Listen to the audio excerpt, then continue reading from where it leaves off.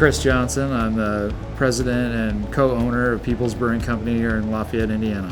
We joined up with the Indiana Farm Bureau on their 100th anniversary, and we did the 100th Harvest Honey Wheat Ale is the project that we're working on, and we're excited to be a part of it. And I grew up farming, so it was a perfect fit for me to get on this project.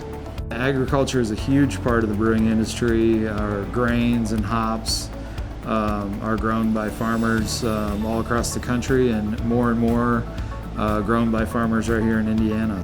We got together a list of farmers and brought in all Indiana ingredients, also Farm Bureau farmers. So we developed a honey wheat ale. So it'll be a very approachable beer. It'll have a little bit of a sweetness from the honey, and we also used a little bit of Indiana flaked corn. So that'll add a little bit of sweetness as well. It'll be really well balanced, easy drinking, approachable beer. Well, we worked with Sugar Creek Malts on the north side of Lebanon, and they malted the barley and the wheat, which came from Indiana farmers, is my understanding.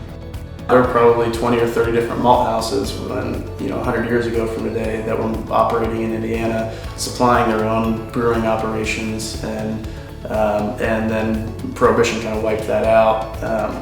And so now the craft beer, the brewery started coming back, and so now the malting is kind of coming back along with that. So grain coming straight out of the field is actually a starch, and so the yeast during fermentation can't digest that starch. So what we do is we actually get the grain wet, let it grow for a few days, and in that natural process of growing, it has its own enzymes that start to break down the starches and the proteins and everything, and allow them to be digested during fermentation. We also worked with RJ Honey from the south side of Lebanon, and they gave us 50 pounds of Indiana honey to put in the beer, and that's what will make it the honey wheat ale. Oh yeah, it's quite an honor to have been asked and selected to brew the beer for the 100th anniversary of the Farm Bureau. Of course, Farm Bureau has a great history in the state, and to be part of that is a great honor for us. Mm-hmm. And my grandparents and great-grandparents have all been members of Farm Bureau and farmed in Boone County, so it's pretty neat to be a part of this. Really enjoy it. We used Pines Farm hops from West Point, Indiana. What makes a good hop from the farming side of it is vigor, disease resistance, yield, and just ease of growing.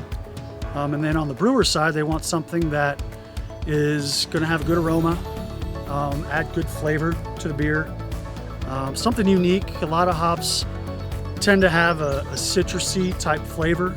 A lot of what we grow has that, but then there's also some that have a little bit more, something new.